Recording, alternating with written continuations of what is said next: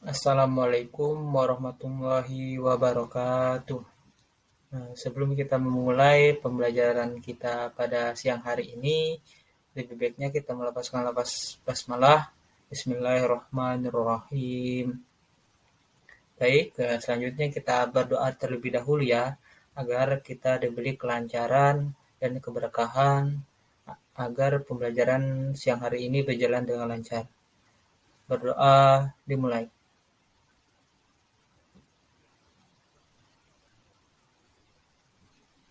Amin amin ya rabbal alamin. Apa kabar anak-anak semuanya? Apakah sehat semuanya? Harry, kenapa tuh agak ngantuk Harry? Begadang ya malam tadi? Alhamdulillah kalau kabarnya semuanya baik-baik saja.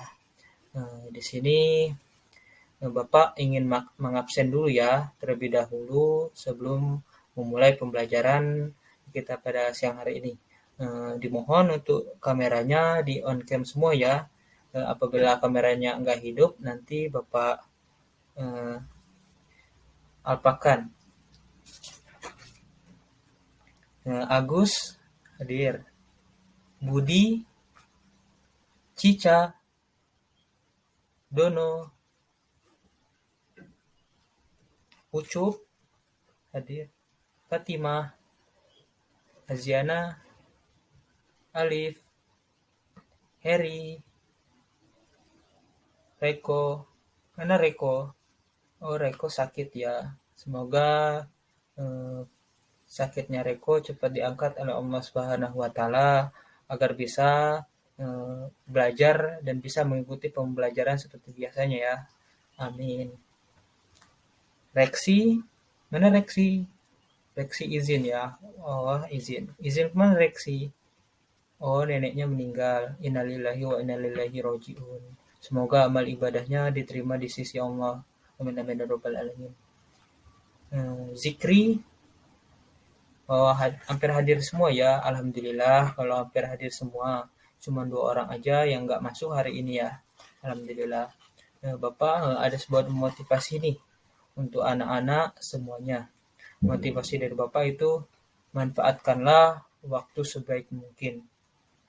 Jangan sia-siakan waktu yang kita dapatkan hari ini dengan hal-hal yang tidak berguna atau hal-hal yang tidak bermanfaat, karena waktu itu tidak dapat diulang kembali dan penyesalan itu biasanya datang terakhir. Seperti kita pembelajaran pada siang hari ini melalui daring ya. Manfaatkanlah pembelajaran daring ini dengan sebaik-baiknya. Jangan jadikan pembelajaran daring ini untuk hanya bermalas-malasan dalam belajar. Jadi tetap semangat walaupun kita belajarnya dalam keadaan daring ya. Bapak di sini ingin menanyakan tentang materi sedikit ya untuk mengasah kemampuan anak-anak sekalian. Apakah sudah belajar yang Bapak perintahkan untuk mempelajari Al-Quran tersebut ya? Baik, di sini Bapak akan menunjuk Alif. Ayo Alif, coba jelaskan sedikit saja tentang Al-Quran. Oh, sangat bagus sekali ya jawaban Alif. Sudah sangat tepat ya. Di sini Bapak juga akan memberitahu langkah-langkah pembelajaran kita pada siang hari ini. Pertama, nanti Bapak akan menjelaskan sedikit tentang pengertian Al-Quran, pengertian Al-Quran secara etimologi dan terminologi menurut para ulama. Setelah itu nanti kita akan masuk ke sesi kelompok ya. Kemarin kan Bapak sudah membagi 5 kelompok tuh yang akan membahas tentang nama-nama Al-Quran. Setelah itu Bapak akan menjelaskan sedikit kembali pembelajaran pada sedikit kembali pembelajaran akhirnya nanti. Bapak akan membahas sedikit materi lagi. Setelah itu nanti Bapak akan memberi tugas pada anak-anak sekalian, tolong dikerjakan ya. Baik, di sini Bapak akan menjelaskan pengertian Al-Quran.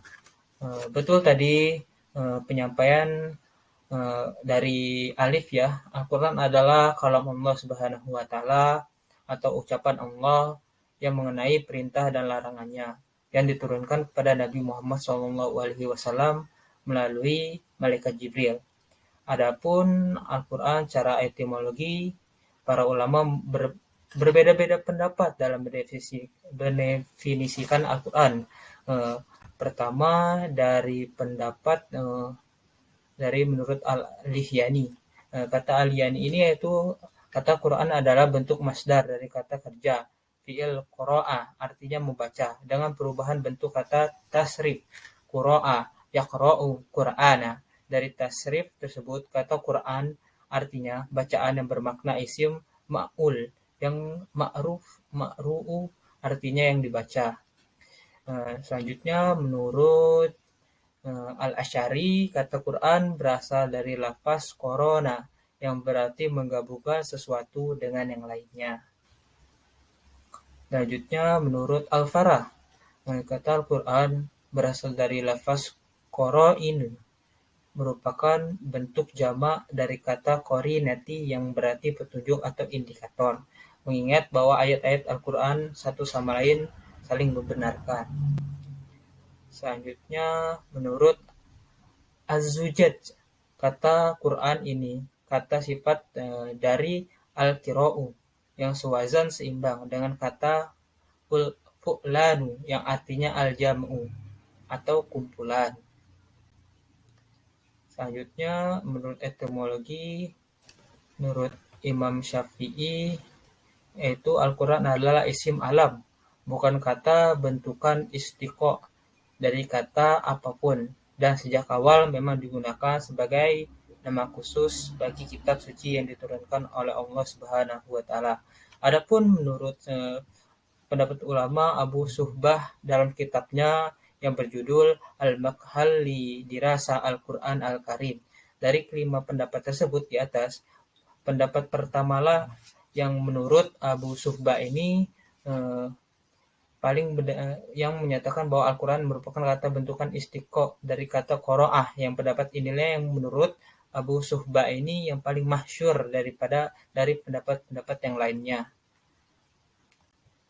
Selanjutnya Al-Quran menurut terminologi, pertama itu menurut Syekh Muhammad Qudari Baik, Al-Quran ialah lafaz firman Allah Subhanahu wa taala yang berbahasa Arab yang diturunkan kepada Nabi Muhammad SAW untuk dipahami isinya dan selalu diingat, yang disampaikan dengan cara mutawatir, yang ditulis dalam bentuk mushaf, yang dimulai dengan surah Al-Fatihah dan diakhiri dengan surah An-Nas.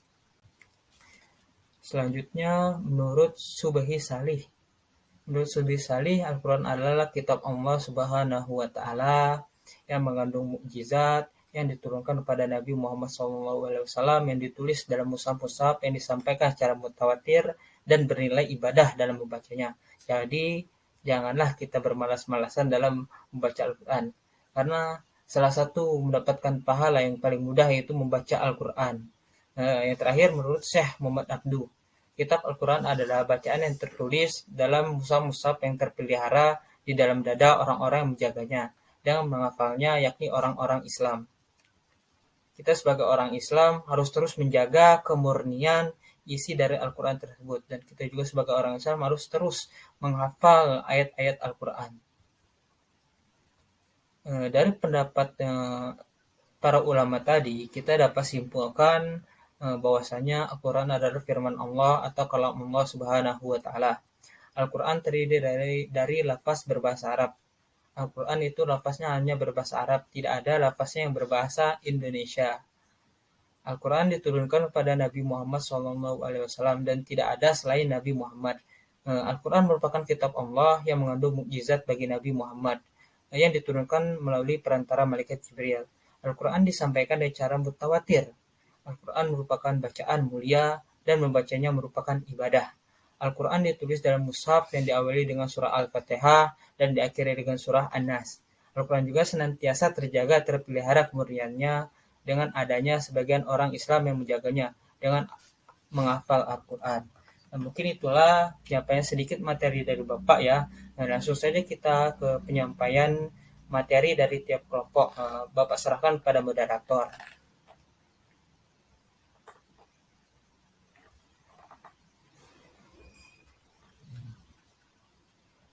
Oh, sangat baik sekali ya penyampaian pemateri dari kelompok 1 sampai 5 tadi sudah sangat mendalami materi setiap materi-materi yang Bapak berikan. Alhamdulillah dari tiap kelompok juga sudah dapat menjawab pertanyaan dari teman-temannya dengan sangat baik ya.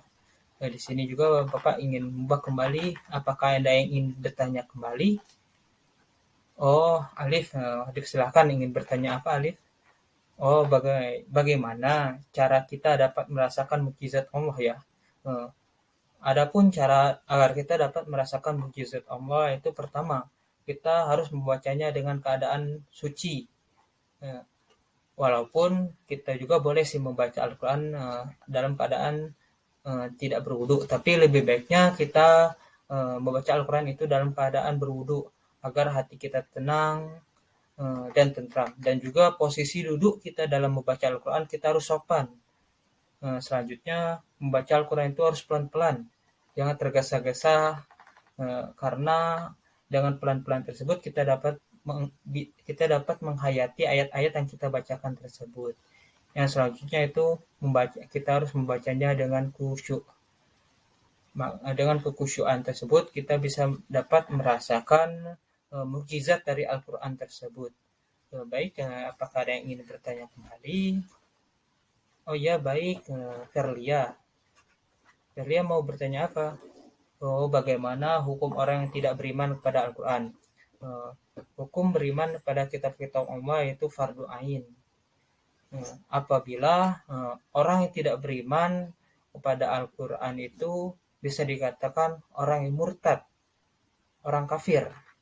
Jadi jangan sampailah kita tidak percaya dengan kitab-kitab Allah. Semua di sini percaya kan dengan kitab-kitab Allah?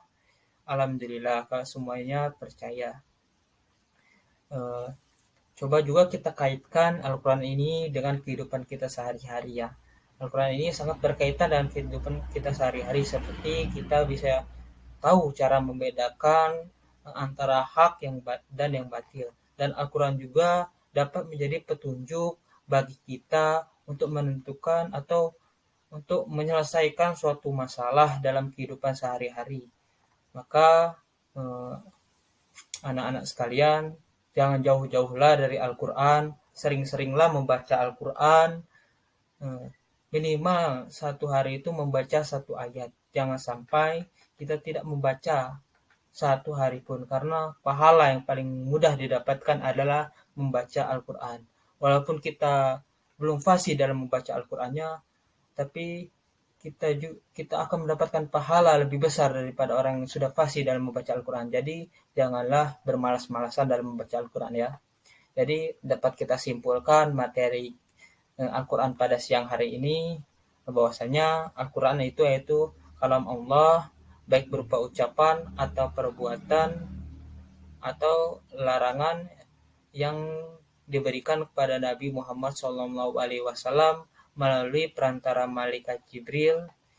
Al-Quran juga memiliki nama-nama. Yang pertama Al-Quran itu nama yang paling populer di Indonesia. Yang kedua Alkitab, yang ketiga Al-Furqan, yang keempat Az-Zik, yang kelima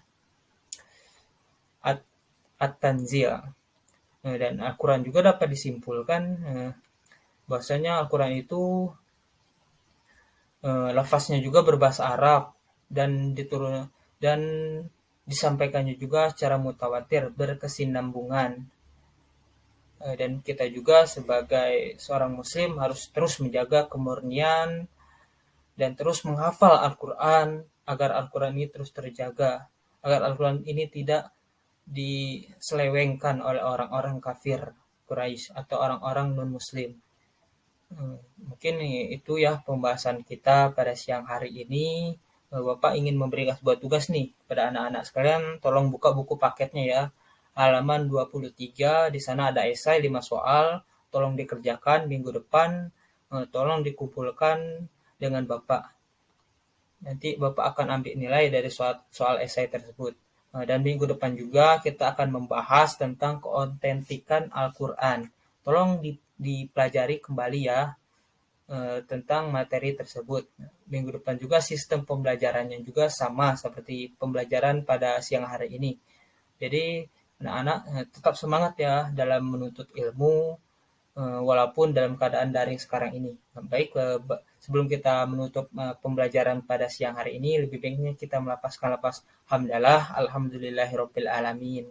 Bapak akhir ya, wabillahi taufiq wal hidayah. Wassalamualaikum warahmatullahi wabarakatuh. Sampai jumpa minggu depan ya.